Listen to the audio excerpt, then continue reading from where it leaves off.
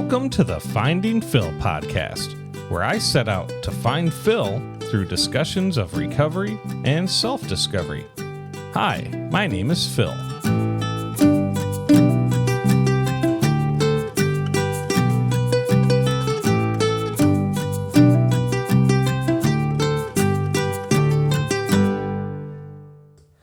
Well, welcome back, listeners, to another episode of the Finding Phil podcast. Thanks for tuning in.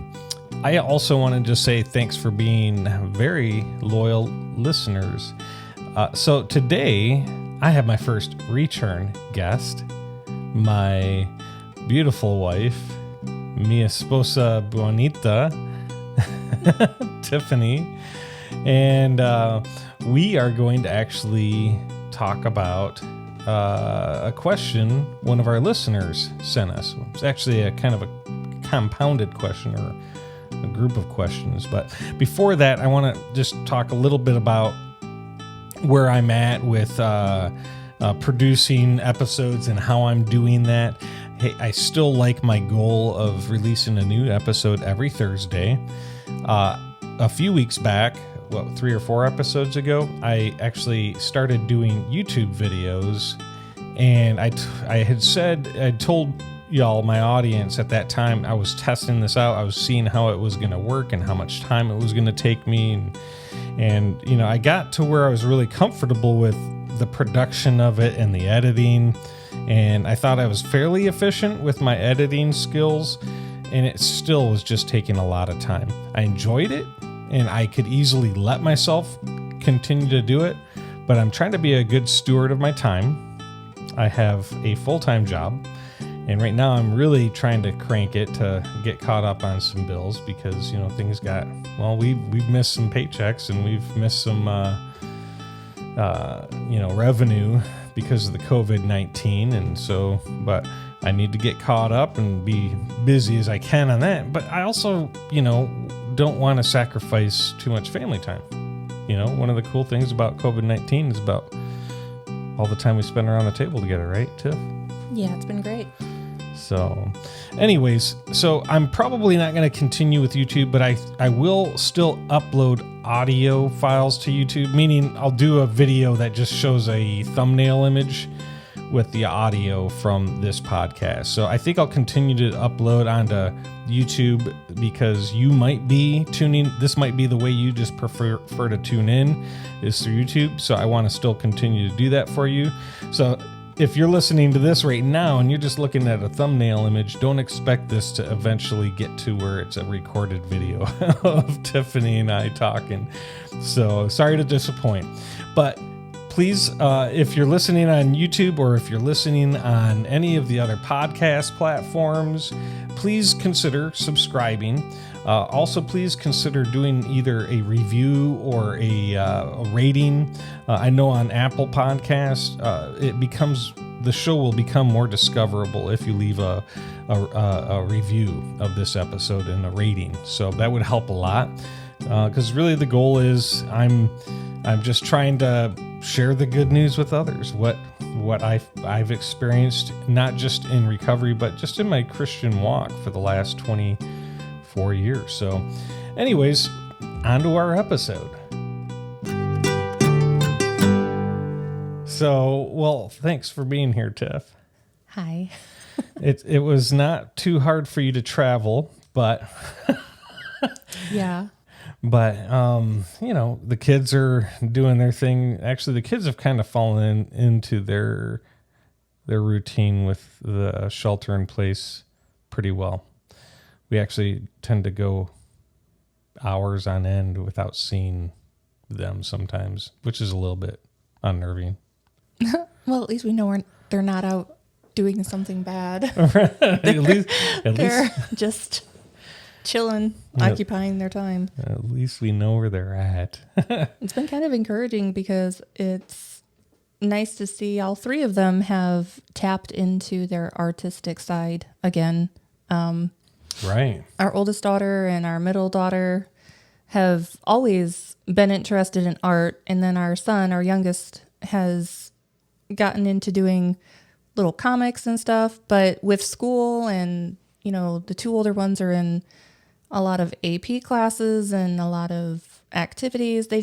It's like never have any time, and their mind is always occupied by the amount of schoolwork and right. Pre-coronavirus. everything else. Yeah. Right. But since they haven't had to go out and partake in activities and everything, they've got all of this free time on their hands. So it's just sparking that artistic side again. So it's nice to see that. Yeah, and Bree's gotten better at the guitar as well. She's been picking up stringed instruments for a few years. You know, she almost has as many as I have on the wall now. But she's been working on, what is it, Beatles Blackbird. Mm-hmm. She's been working on that. She's got that sounding pretty good. But anyways, we've enjoyed having them all under one roof. We've enjoyed having them all around the dinner table, basically every evening, almost every evening. We've gotten a little lazy this last week about just eat in your room or I'll eat here in the office or whatever. But I do like the dinner time together as much as we've been doing. But so today's episode, we are taking on a series of questions from one of our listeners. And I'm going to sum it up, but we'll break it down into three questions that in his own words. But basically, he's talking about, how do you deal with, it is what it is. And what if you don't like what it is? And how do you live with what it is? Can you try to not live with what it is? So we'll get into that. His first question, though, he writes, how do I accept something that is when I don't want what is?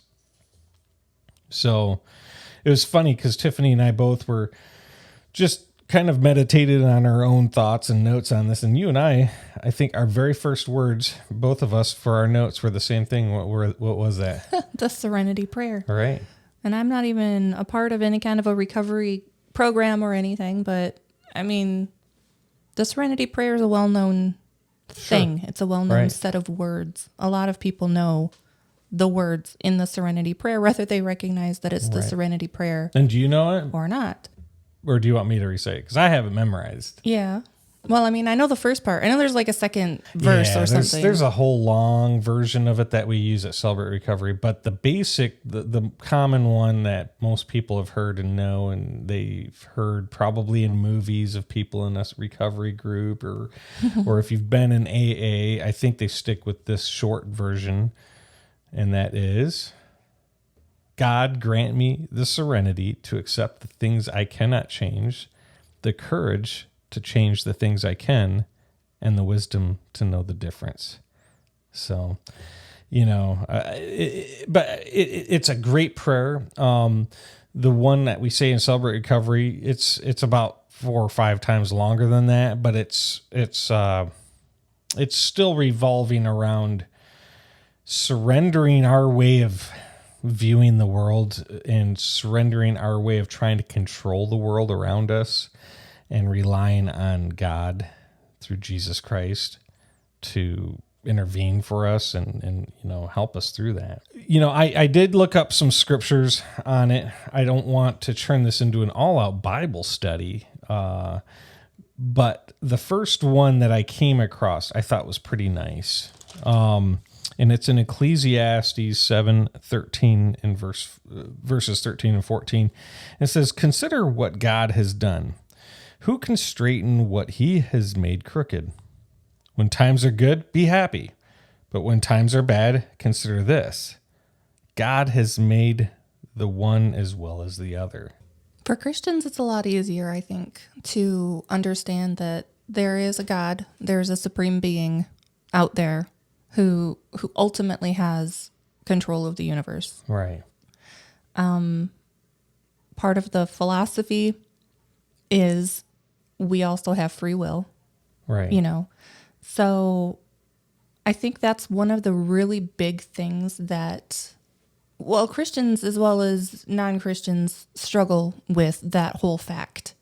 God is in control of the universe. However, he hasn't built us to be just a bunch of little robots. that are just going through life, and he's programmed us to do exactly what he wants and exactly how he wants it done. He gives us the free will to choose and to make choices.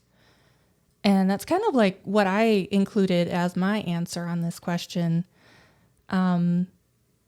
Not controlling, don't try to control life. Don't try to control your life, And what is in your life is either going to be because of choices that you've made, or it's going to be because of choices someone else has made that is affecting you. So take responsibility for what you can be responsible for. Right. So you can be responsible for your own choices, even if you don't like the consequences. But you can be responsible for your own choices. But you can't be responsible for what other people choose that may be affecting you. So what is in your life might be the result of someone else's will that they've imposed on your life. Yeah. And that's when you have to decide, I can't control that. I can't control that person or their choices, but you do deal with the consequences, unfortunately. Right. Yeah. So it's kind of interesting. You start talking about what other people have imposed on us or what we've imposed on ourselves. And here's the thing: I did an online Bible study last night through our church. We just basically went over Genesis chapter 1 verses 1, 2, and 3, which is really simple. And my first thought was like, how are we going to talk about this for an hour? But it was we had some really good discussion on it. And at the beginning, I didn't bookmark it, but I didn't think I needed to bookmark the very first page of the Bible. But it says, in the beginning, God created the heavens and the earth. Now the earth was formless and empty. Darkness was over the surface of the deep, and the Spirit of God was hovering over the waters. And God said, "Let there be light." And there was light. In part of our discussion, we talked about, one person talked about the creative process, and that triggered me to think about, I have to remind myself that I am a creative. Actually, our family, we're kind of like a family of creatives, especially the kids. They all are wanting to create things, and that's just something I do as well with music, and my vocation is a carpenter. And I was reminded of the fact that we are all made in God's image, and I was made in God's image, and one of the traits I took on in his image was that of somebody that likes to create. And I think I can even see that in my desire to do a podcast even. It's just a creative thing. It's something I'm creating. And so to your point of this, so what happened is God created everything. But then he created a bunch of beings that would create. And so God created everything, but we all kind of create our own reality around us in good and in bad. And so we can create a bad situation for ourselves. Somebody can create a bad situation for me. But ultimately, back to that verse in Ecclesiastes, God brought the good and the bad because he created it all. So there should be some comfort to understand that these people that are creating, and I think in this group of questions I think it'd be safe to assume this group of questions is about accepting bad circumstances.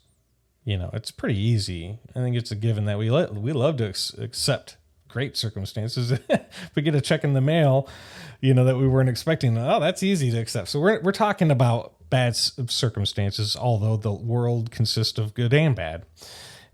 So there can be some comfort to us understanding that even though we're dealing with people that are creating bad things around us at times, there is a God that created them. And these people are just I guess you could almost say, misbehaving in God's character of creating. So I guess let's get into the next question. What is acceptance? What does it look like to not accept what is? What are your thoughts on that? I think Or what acceptance. is it, I mean? Yeah. Yeah, I think acceptance in situations, like you said, I go to, when you're thinking about these questions, you're thinking about bad things that are happening in your life. For instance, the COVID situation, people aren't getting paychecks. They're not able to pay their rent. They're not able to pay their bills. They're barely able to feed their children, So how do we accept this? Or, what if you go to school? What if you go to college and you've got an idea in mind for what you're going to do for the rest of your life and it doesn't work out and you end up having to do something else? How do you accept that?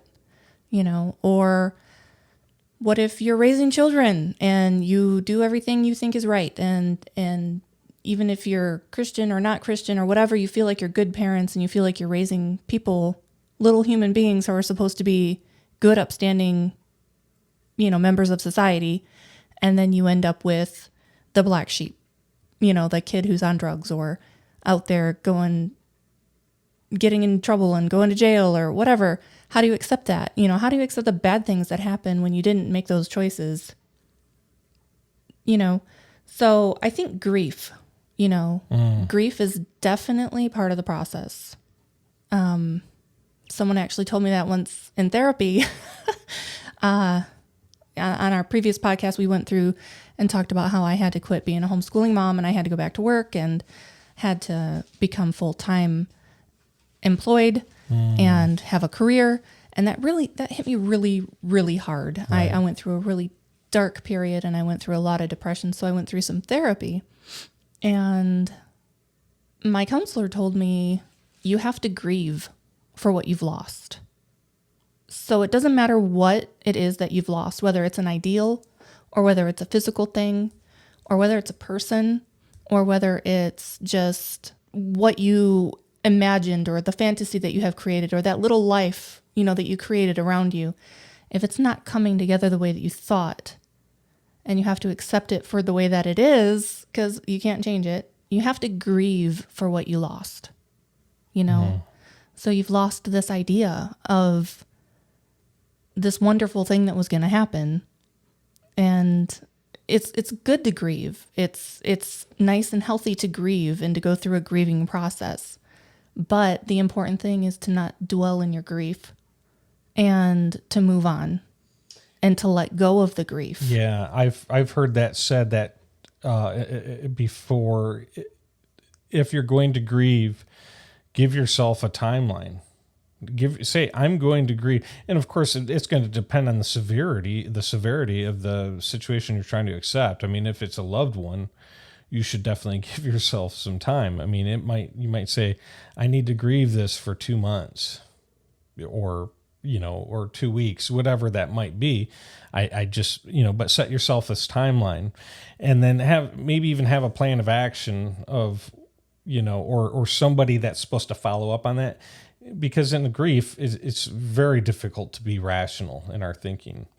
But if you accept the fact that you're going to grieve, you're going to let go of this responsibility to be rational. That's why it's important to set yourself a timeline so that you're not stuck in it, like you said, so that there is not this indefinite amount of time where your attitude is irrational.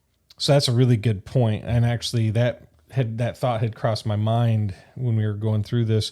And actually I didn't write it down, but yeah, I mean, backing up, we were in the book of Ecclesiastes, backing up a few chapters to chapter 3, Ecclesiastes 3:4, a time, excuse me. There is a time to weep and a time to laugh, a time to mourn and a time to dance. So it is important. That is definitely, that is how to accept. And I think that's a really good way to put it down of what is acceptance. You were talking about grieving and then having somebody to follow up with us. Let somebody else be Jesus in your life. Let somebody else, because you will in your grieving process be asking God questions. You'll be asking Jesus why. If you sit there and wait for the audible voice of God, there's a really good chance, there's a high probability you'll be waiting a long time. But if you're also going to rely on your own ability to go to the Word of God in your grief, that's probably going to be a tough spot as well. Because once again, when you're in grief, you're irrational. So it might be difficult for you to go to the Word, where we do hear God's voice speaking to us throughout, from from cover to cover. But if you reach out to somebody in just somebody can follow up with you. If you need some time, they'll follow up with you in a couple days or a couple weeks or a couple months. But let them be your Jesus. So yeah, then I also wanted to kind of hit on the point of not dwelling in your grief, and being able to move on. So Colossians 3:2 says to set your mind on the things above and not on earthly things.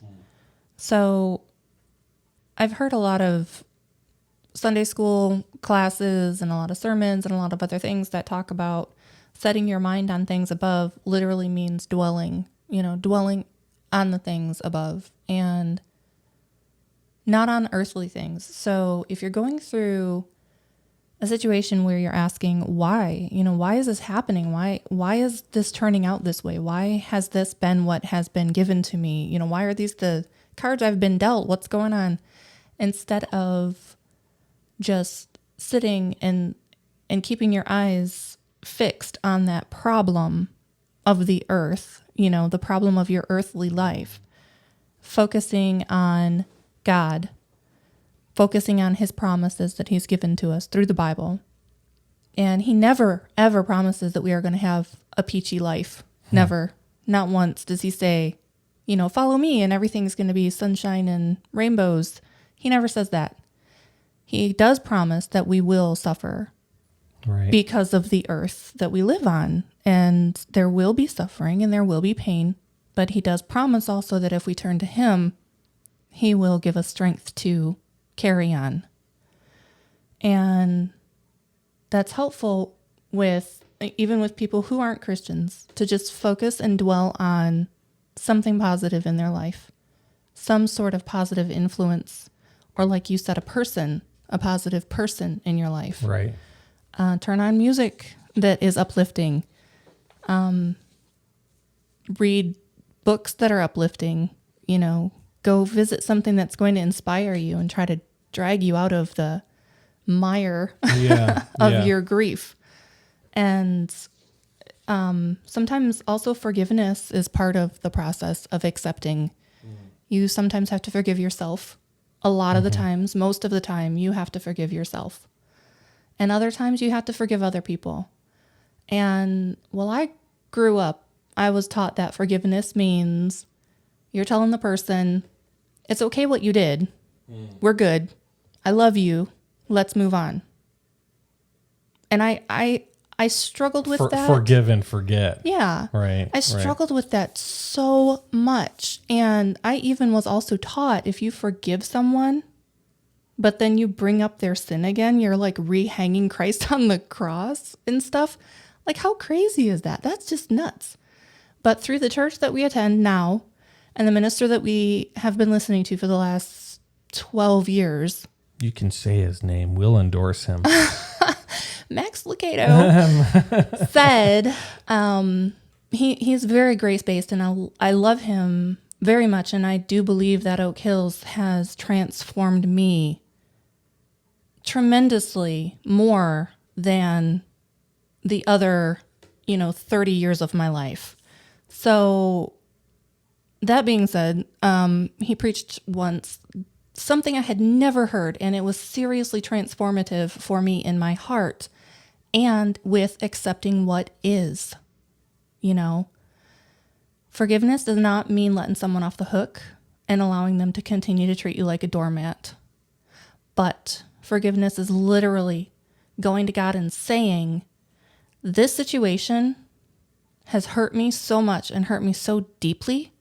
And I'm either so angry about it, or I'm so hurt, or I'm so depressed, or I'm so fill in the blank about the situation that I can't even deal with these emotions. Right. So God, please take these emotions away from me so that I can live, you know? Mm-hmm. And I just, that, it blew me away. I was like, wow, that resonated so well with my soul, with my spirit.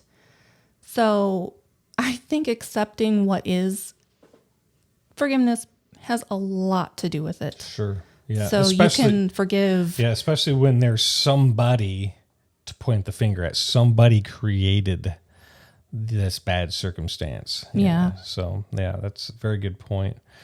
And sometimes there's nobody to point the finger at, right? Well, yeah. You know, I mean, for instance, with COVID or whatever, there's not one person you can be like, it's hey, exactly what I was thinking. Dude Is, caused disease, this. cancer, COVID-19, right? But we have frustrations within this circumstance that we can point fingers at. Right. Everybody's pointing fingers at someone right now. Sure. Everybody's got to find someone to blame. I'm blaming the government. I'm blaming my boss. I'm blaming unemployment. I'm blaming, the grocery stores for the way they're handling the food situation.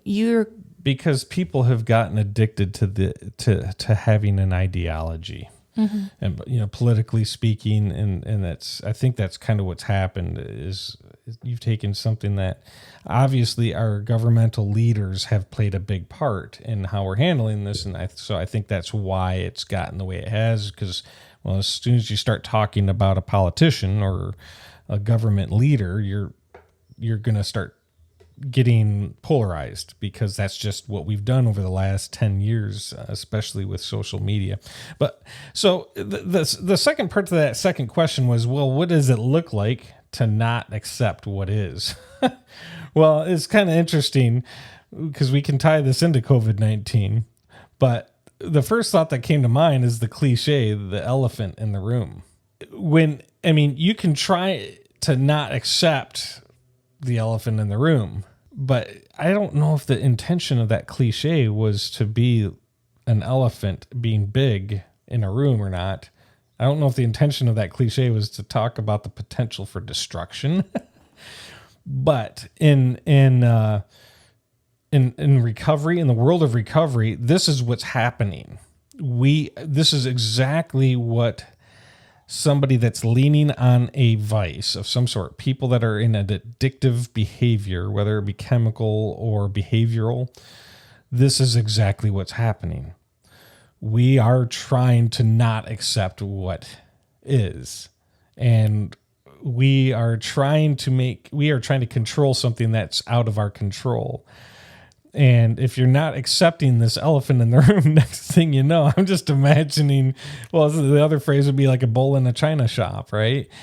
It all ends up, you can try to ignore it for as long as you can, but eventually you have to address the elephant in the room if you want to have a room left, right?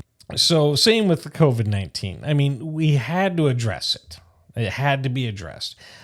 They saw in their models that there was the potential for them to run out of room in the ERs. There's a potential for them to run out of life-saving equipment like respirators and everything like that.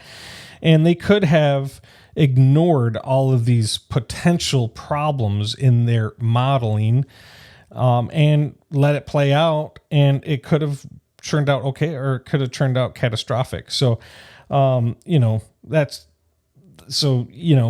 you could try to just ignore it or not accept social distancing. But then I guarantee you there's going to be consequences. They could be physical in your health. They could be social consequences. For instance, if your government, like our local government, actually put a mandate on you wearing a mask in public.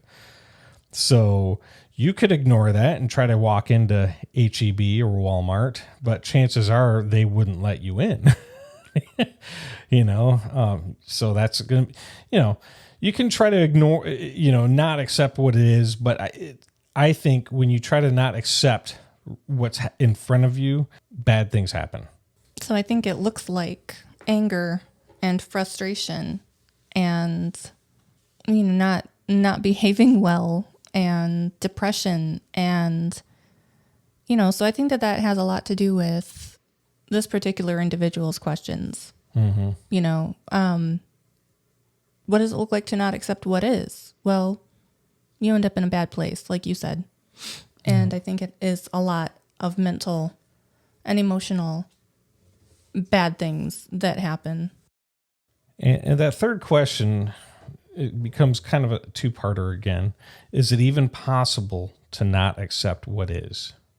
Can I even get out of the now or the present moment? Yeah, I do believe it is possible to not accept what is. Just following up with what we said on the last question, you can not accept it and end up in a really bad place with a lot of anger and a lot of pain and hurting yourself and hurting a lot of people around you. And like the bull in the china shop, is it very constructive for you to do that? No.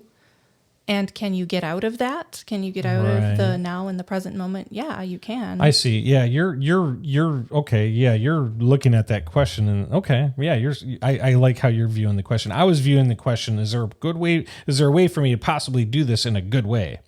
But you're saying, well, there's a way for you to do it. Not a good way. Right. Well, that gets back to the addict's way of dealing with it. I need to get out of this situation, and they go right to the liquor bottle or whatever. So anyways, go ahead. But getting out of the now and present moments, absolutely. You can absolutely get out of the now and present moment by not getting stuck in the here and now and not being nearsighted and not being focused on what's right in front of you and living moment by moment and day by day. Right.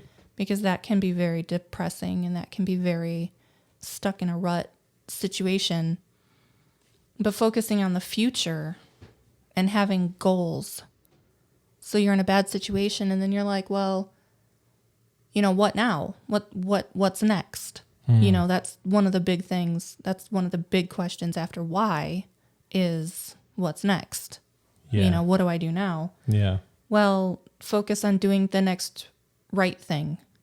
Mm-hmm. So the next right thing would be, what can I do so that in a year or 5 years or however long, in a month, we can pay bills or, we're stuck on this COVID idea, but I want to try to focus on the idea that this is applicable for everything. Obviously, people are focused on COVID right now because that's what we're living. Right.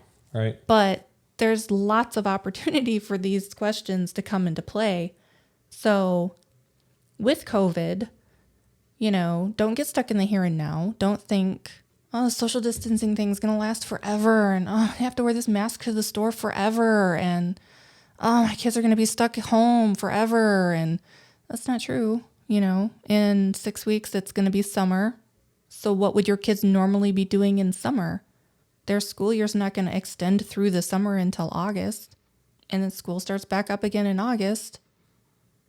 You're like, I'm out of work. I don't know when I'm going to get back to work. Well, instead of focusing on that, be positive and focus on how can I rebuild after this whole thing?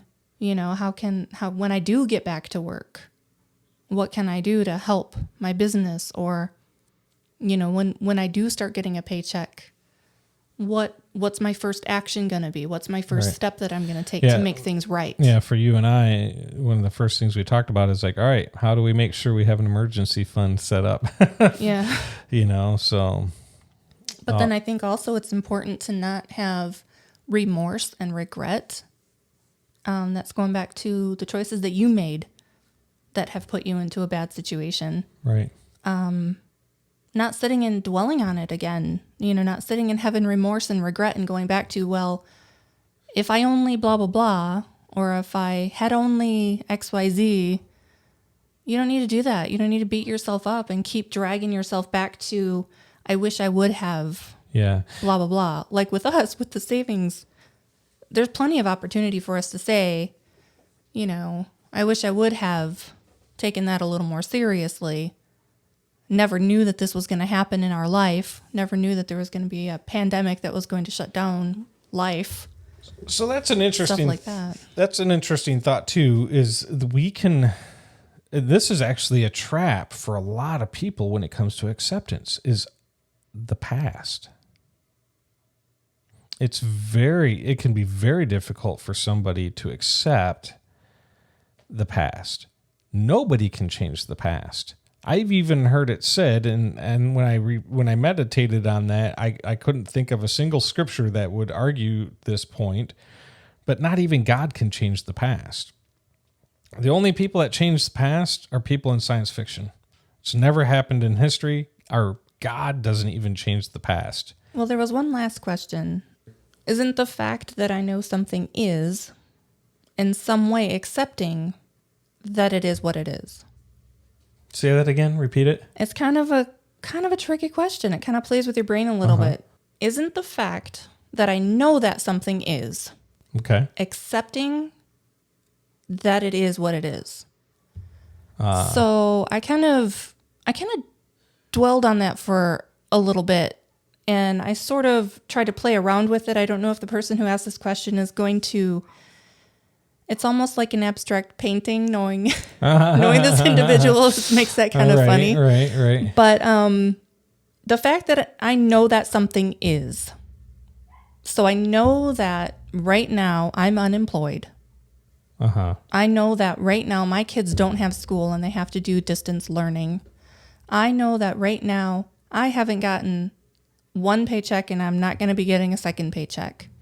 I know right now that we owe 1 month of rent when we are coming up on owing a second month of rent. So I know these things are reality. Like it is what it is. It's reality, right? So just knowing the fact that that's what it is that somehow accepting it is what it is? No. Right. And I'll tell you, it is a tricky question. One has to do with the head. Right. The other has to do with the heart. Right. So knowledge of knowing this is reality is not accepting it. Correct. Because just because you know that this is reality doesn't mean you have to accept it. Now, again, knowing this person, I'm imagining something like red and blue makes purple, right? Correct. I know that as a fact. I know that red and blue makes purple. Right. However, in my mind's eye and in my heart, I also know that there's multiple shades of purple and multiple hues that are included in that spectrum, right? So depending on how much red you add or how much blue you add, it's going to be a different purple. It could be violet or it could be royal blue. Right. Wait, so is royal blue true blue? No, royal is more like a it could be violet blue, or lilac or, yeah, passionate purple or deep, deep, deep purple. So in my mind, I'm imagining the reality is it's purple, period, point blank, it's purple. Nobody's going to disagree with the fact that that's purple. However, the other reality is there are different kinds of purple, right? Yeah, I see what you're saying. So the fact that reality is happening and you have to accept reality for what it is does not mean that you're accepting the way that you're responding to it or the way that other people are responding to it or your emotional response to it or the way that you're even viewing it. Like everybody's reality is a little bit different. Right. So I grew up in a certain household and, with certain rules and certain disciplinary actions and certain, social status and certain whatever. And my friend over here grew up in a different household with different rules and different social standing. And so our realities are going to be a little bit different. So the situations that we live through are going to come across differently to each one of us. And I remember this person and I had a conversation one time about growing up. And they said, they had a hard time and, there was counseling and stuff involved and this and that. And I looked at them and I was like, I can't imagine that your life was that bad. I know your family. I know your life. I know the way that you were raised. Now let me tell you about how I was raised. And so I laid it out for the person. And looking back on that, I was pretty naive and I think fairly arrogant to have that standing, because that person's reality was different than my reality. And that person is a very different human being than I am. You know, that person responds to things much differently than I respond to things. Mm-hmm. I very much look up to that person and I very much admire them, you know, and I love them dearly.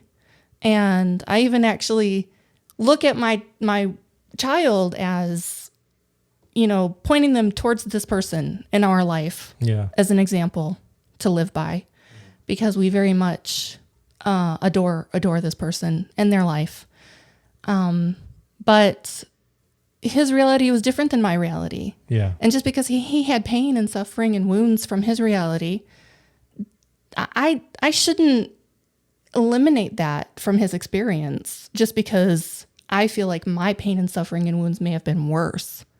And how dare they think that they had the right, you know, blah, blah, blah, whatever. So I think that this question sort of comes down to that. Everybody's reality is different. Yeah. Well, we filled up the time pretty good.